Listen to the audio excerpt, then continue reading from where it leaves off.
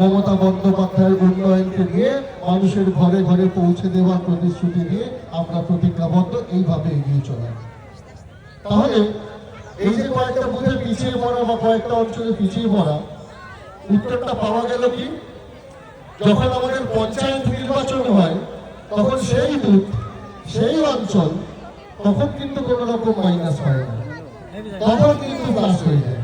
এবং সে প্লাসটা 100-200 নয়, 1000, 2000, 3000।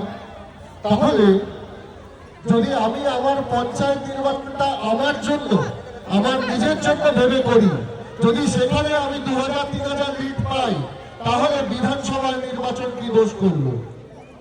এই সরকার তো আমাদেরই সরকার বাংলায় গঠন হবে, আমরাই তো আমাদের বাংলার মাননীয় মুখ্যমন্ত্রীকে মমতা বন্দ্যোপাধ্যায়কে আবার চতুর্থবারের জন্য মুখ্যমন্ত্রী করব।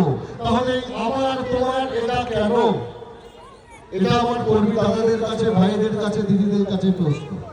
যে কারণে আমি প্রথমে প্রশ্নটা তুললাম যে আমাদের মাননীয় সাংসদ তিনি এক বিন্দু বিশ্রাম না নিয়ে যদি বিধানসভার প্রচারে নিজেকে নিযুক্ত করে থাকতে পারে, তাহলে আমরা যারা কর্মীরা রয়েছি, আমরা যারা সহযোদ্ধারা রয়েছি, তাহলে আমরা কেন পারবো না?